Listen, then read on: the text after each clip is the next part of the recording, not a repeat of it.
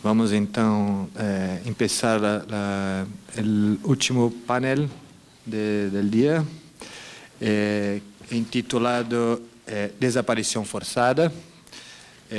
Temos neste painel Inácio Irazusta, Salvador Maldonado e Séverine Durand. Começamos então com Inácio Irazusta, professor investigador del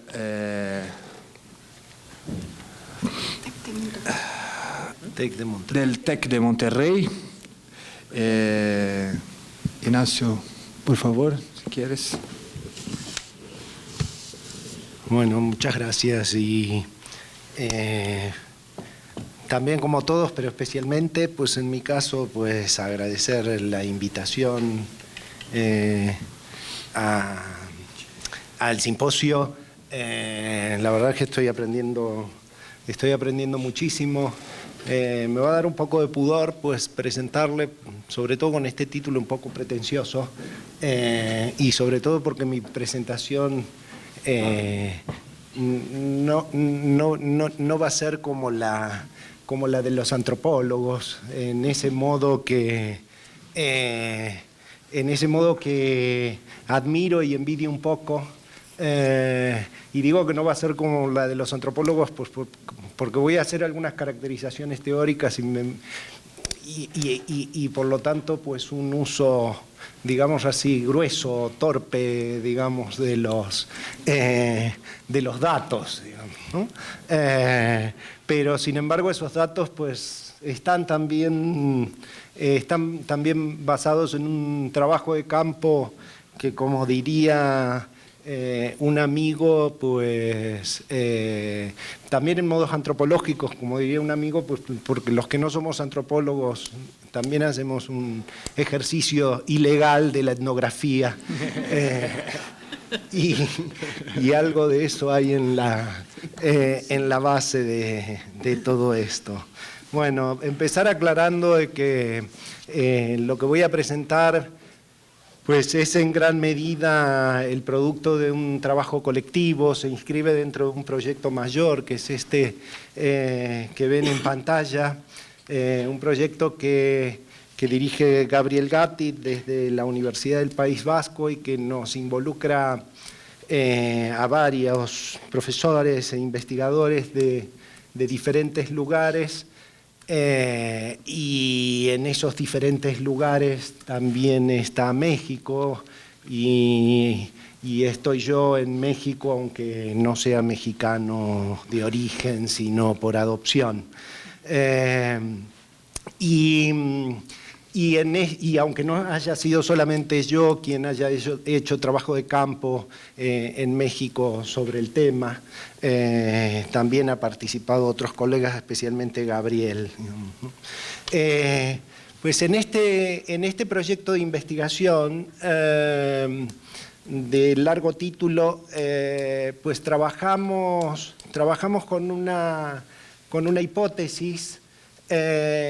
Y esta hipótesis, más que hipótesis, es una premisa, diría yo, de partida, que encerramos dentro de un concepto que llamamos como desaparición originaria, y esta premisa pues viene a decir que pues, la desaparición forzada se ha consolidado internacionalmente, sobre todo a partir de la tipificación jurídica que ha recibido por parte de la legislación internacional, y a partir de esta consolidación jurídica en gran medida pues como producto de las luchas sociales generadas a partir de las experiencias de desaparición en el cono sur latinoamericano, ha comenzado a extenderse transnacionalmente, recala en diferentes lugares.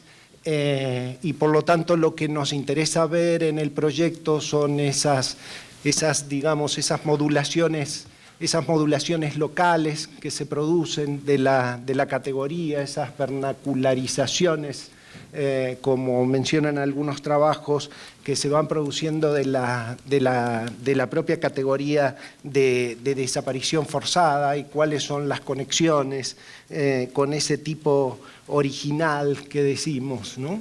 Se ha producido, decimos también que la categoría ha alcanzado tal éxito que pues sirve para caracterizar fenómenos que no entran estrictamente dentro de la tipificación del delito de acuerdo con la legislación internacional en diferentes lugares, sirve para diferentes lugares, pero sirve también para releer el pasado y recategorizar algunas experiencias del pasado, como singularmente lo es en el caso de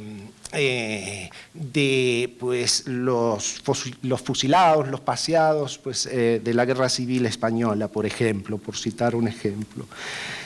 Y bueno, lo que voy a hacer yo pues, es hacer, como les decía, alguna referencia, ¿sí?, a ese tipo jurídico internacional, pues a los elementos que de las experiencias de las desapariciones latinoamericanas que recoge ese tipo jurídico internacional y luego algunas consideraciones sobre, como decía, esas modulaciones locales en el caso de México. Y voy a extraer algunos elementos puntuales de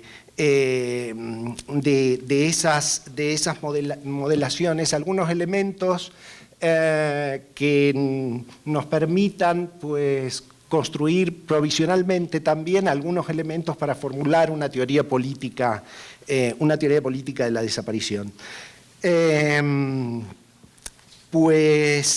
Y por lo tanto voy a hacer, voy a obviar mucho de trabajo de campo que hay hecho y me voy a referir, pues quizás como condensación de las propias prácticas sociales, me voy a referir a las legislaciones para a partir de ahí pues, disparar pues, algunas ideas o extraer algunos de estos elementos, digamos, ¿no? Bien, lo que están viendo pues, es el ya conocido artículo 2 de la Convención Internacional para la Protección de todas las personas contra las desapariciones forzadas. Y esta legislación que viene a culminar pues, una serie de hitos jurídicos, producto de, como les decía antes, de luchas sociales, es del año 2007 y en ella destaco dos elementos que van a ser los que van a guiar mi exposición, digamos, ¿no? Dos elementos que son los que ven marcados en pantalla en negrita, que subrayan el Estado, ¿sí? Y la privación de la libertad o del ocultamiento de la suerte o el paradero de la persona desaparecida, digamos, ¿no? Es decir, estos dos elementos se los traduzco genéricamente como pues, la variable, podríamos decir, del régimen político y pues esto que podríamos interpretar pues, como las formas de producir individuos en la modernidad. Es decir, la desaparición se produce sobre estos dos elementos en la legislación internacional. A partir de las experiencias del Cono Sur, cuando hablamos del régimen político, pues estamos hablando de las desapariciones que se produjeron pues, en el Cono Sur, pero también en México, en los años 70 y 80, que entonces, más en el Cono Sur que en México, en este caso, eran regímenes dictatoriales, ¿sí? O que operaban sobre una lógica de excepción del derecho, ¿sí? De un poder soberano que dice que la norma es la negación de la norma, pues al decir de Carl Schmitt, es decir, operaban sobre un vacío de derecho o, como dice Agamben, bajo el imperio de una pura señoría del hecho, ¿sí? Que en aquellas experiencias se materializaba en los centros clandestinos de detención como dispositivos desaparecedores, tal como los ha caracterizado Pilar Calveiro.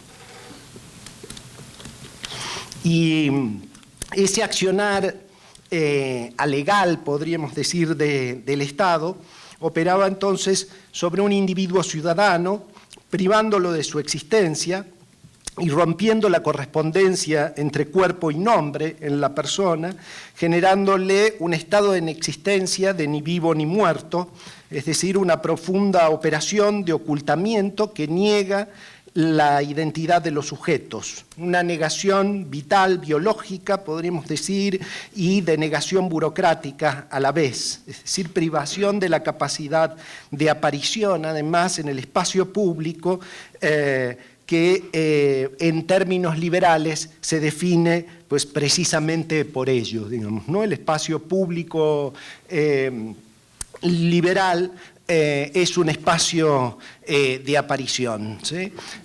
Así que la desaparición es entonces un hecho profundamente antiliberal, puesto que invierte el orden de los dos términos que la teoría política liberal ordena con clara subordinación de uno al otro. El Estado al servicio de los individuos ciudadanos por encima del Estado.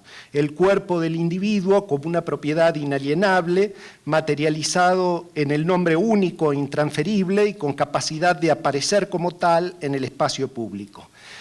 Así que, como dice pues, Etienne Tassán, un autor que ha sido referencia para nosotros en el proyecto, la desaparición, podríamos decir, es una antipolítica, sobre todo porque pues, en las experiencias de las desapariciones de los años 70 y 80, la desaparición fue una estrategia de eliminación de quienes se consideraban enemigos políticos. El detenido, desaparecido de entonces, fue mayoritariamente un individuo ciudadano y más concretamente un militante político perfectamente identificado por los estados con plena soberanía de registro sobre los individuos. ¿Qué ocurre entonces, para utilizar también una diferenciación que hace el propio Etienne Tassán en la democracia, en las desapariciones en las democracias liberales o en los regímenes liberales?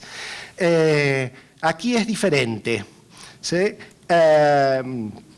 Podríamos decir en términos generales que además de diferente es variada e incluso ampliada si se compara en las cifras, ¿sí? La señera y asentada cifra de los 30.000 argentinos, ¿sí? Y la dudosa por oficial, pero mayor, de los 40.000 mexicanos, ¿no?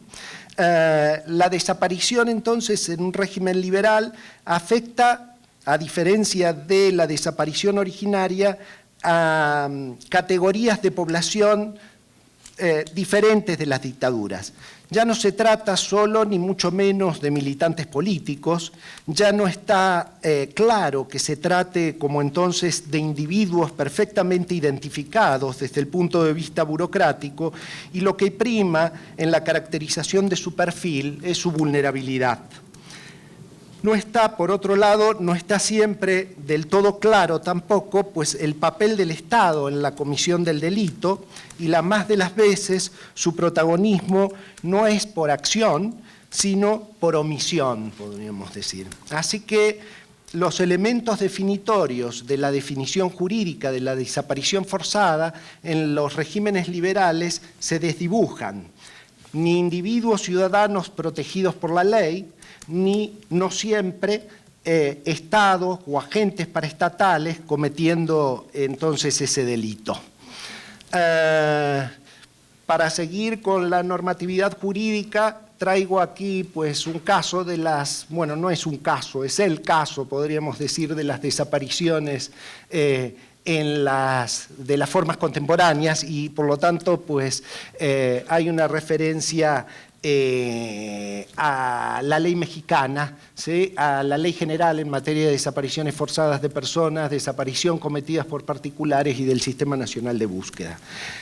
La ley mexicana especifica otra categoría diferente de la desaparición forzada, pero lo hace en un escueto capítulo de una larga ley que contiene este escueto capítulo solo 3 artículos, y que pues da esta definición escueta cometida por particulares, pues prácticamente reproduciendo pues, la definición de la desaparición forzada, pero obviando o quitando de ahí pues, la referencia al Estado como agente comisivo del delito. Otra consideración con respecto a la misma ley es el inciso 3, ¿sí?, del artículo 5, ¿sí?, que refiere pues, a este enfoque diferencial y especializado. Como se puede apreciar en el texto de la ley, que no voy a leer, de este inciso 3, la ley institucionaliza la vulnerabilidad como rasgo principal del individuo que desaparece. Podríamos decir también que disipa el estatus de ciudadanía de los individuos agregándolos como grupos de población, objetivados en grados de vulnerabilidad, pareciendo incluso aludir con esa referencia pues, a Partha Chatterjee cuando distingue entre ciudadanos y grupos de población. Los grupos de población, a diferencia de los ciudadanos, son individuos que están sustraídos de los principios de la teoría política liberal, ¿sí?, y que por lo tanto pues, son individuos que son considerados más allá de la ley, sujetos más a políticas públicas que pues, a los principios, decía, de la teoría política liberal. A su vez, pues traslada esas mismas consideraciones a las labores de búsqueda, como si se hallaran en el subtierro, al decir de Paco Ferrandis, es decir, de ese éxito, de ese éxodo hacia el subsuelo que se materializa en la fosa, las propias posibilidades de dar con la identidad, con el nombre del cuerpo hallado. Los hallazgos, por ejemplo, de los otros desaparecidos de Iguala, la organización que surge durante la búsqueda de los desaparecidos de Ayotzinapa y que van dando con cuerpos que no corresponden con los de los estudiantes desaparecidos, es una muestra, podríamos decir, de este carácter de la búsqueda que aparece como un signo distintivo de estas nuevas formas, podríamos decir, de desaparición. Quisiera referirme pues, a uno de los contextos de las desapariciones contemporáneas, y es el contexto de la desaparición en la migración. Un tema que viene siendo trabajado también por Naciones Unidas y en concreto por el Grupo de Trabajo sobre Desapariciones Forzadas Involuntarias acerca de las desapariciones forzadas, decía, en el contexto de la migración, y cuya primera reunión se produjo en Seúl en el año 2017, digamos, ¿no? Hace las consideraciones que ven ustedes en pantalla.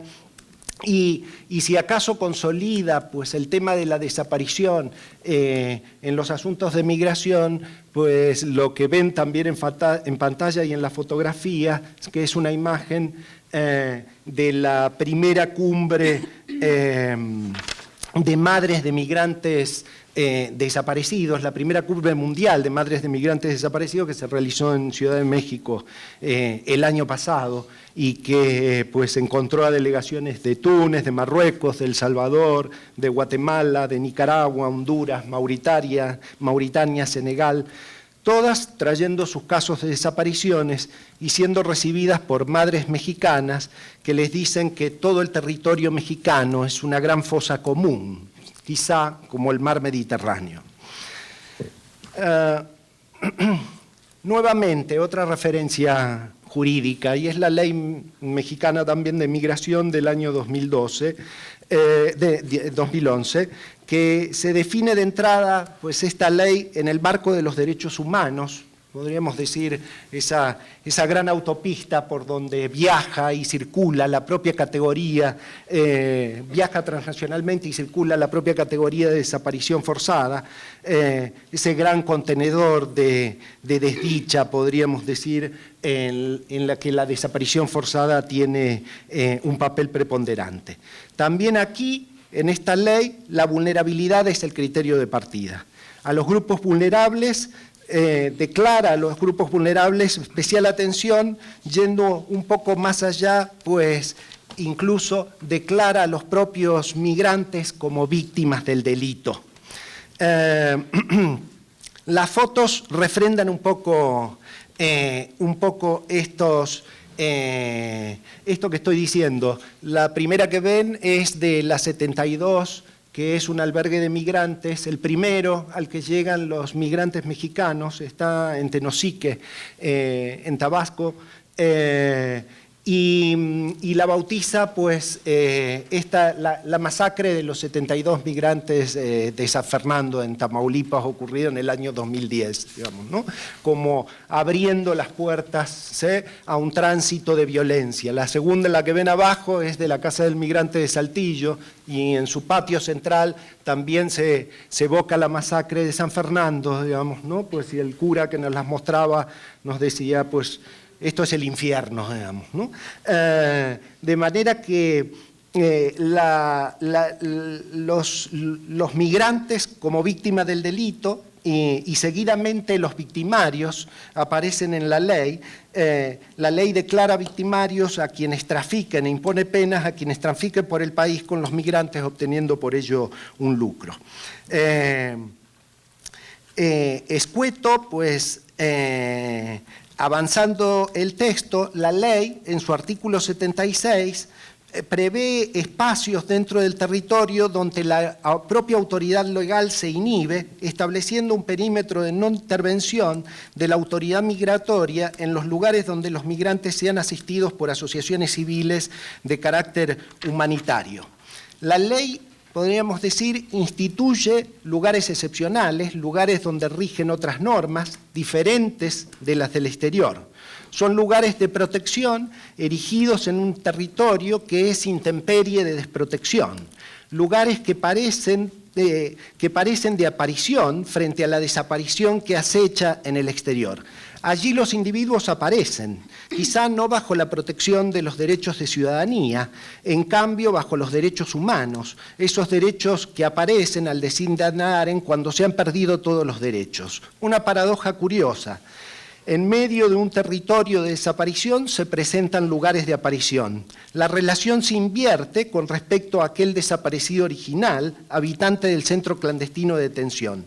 Ambos son lugares de excepción, pero si estos lo eran de desaparición, las casas de migrantes parecen de aparición, lugares de excepción invertida, como lo llamamos en algún trabajo que tenemos entre manos.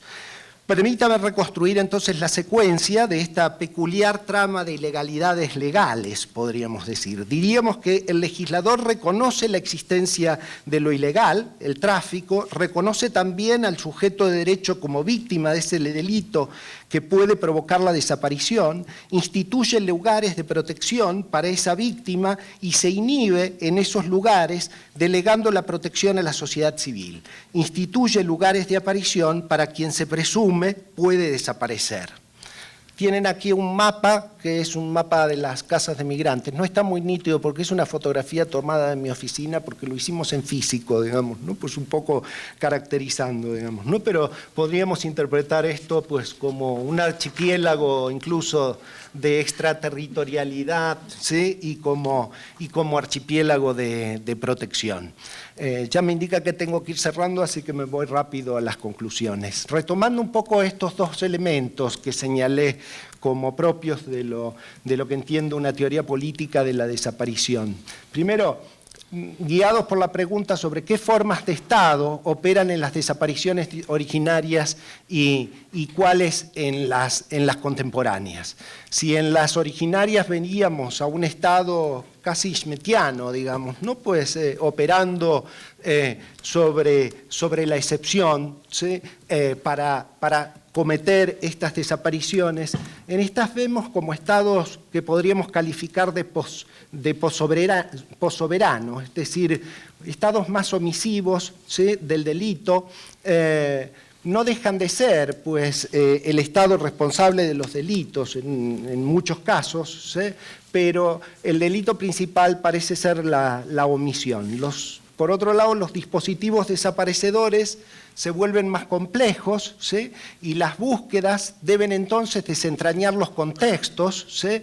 Para, pues, a su vez desentrañar las tramas del delito de desaparición. El fenómeno, entonces, de la desaparición, además, se ha transnacionalizado, afectando, por ejemplo, pues, a personas en tránsito migratorio. Una segunda consideración, el segundo elemento. ¿Qué individuos son víctimas de desaparición en aquellas desapariciones y en estas otras de las que acabo de hablar más en extenso? Más que individuos ciudadanos, registrados e identificados, opositores políticos, en las formas contemporáneas son individuos pertenecientes a grupos de población, definidos por su vulnerabilidad, declarados incluso víctimas antes de serlo, desidentificados, quizá incluso desaparecidos antes de desaparecer, o que aparecen al desaparecer. Habitantes, como diría Saskia Sassen, de esas tendencias subterráneas, expulsados, podríamos decir, de la sociedad normal. Y en cuanto a las perspectivas de esta teoría política, podríamos decir que si las perspectivas biopolíticas Foucaultianas estaban presentes, y de hecho, pues en el concepto de dispositivo desaparecedor de Calveiro lo está, pues en estas pues adquieren como mayor auge. Son fenómenos inscritos entonces en una necropolítica que lleva a revisar los procesos de constitución de la ciudadanía y el espacio público liberal como formados históricamente sobre procesos de violencia estructural, racializada y sexualizada. Y aquí lo dejo porque ya no más.